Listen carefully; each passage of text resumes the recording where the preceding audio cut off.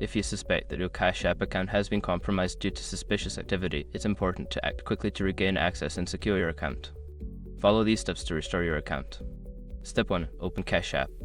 Launch the Cash App on your mobile device. Ensure that you have a stable internet connection to proceed with the recovery process.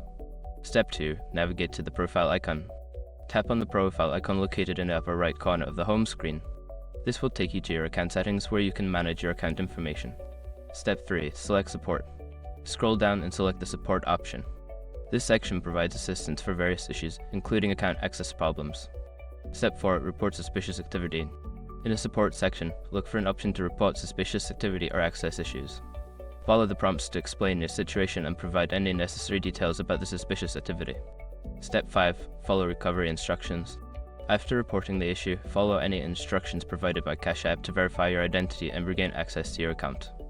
This may include answering security questions or receiving a verification code via email or SMS.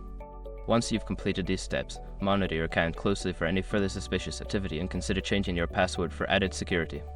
If you have any further issues, reach out to Cash App support for additional assistance.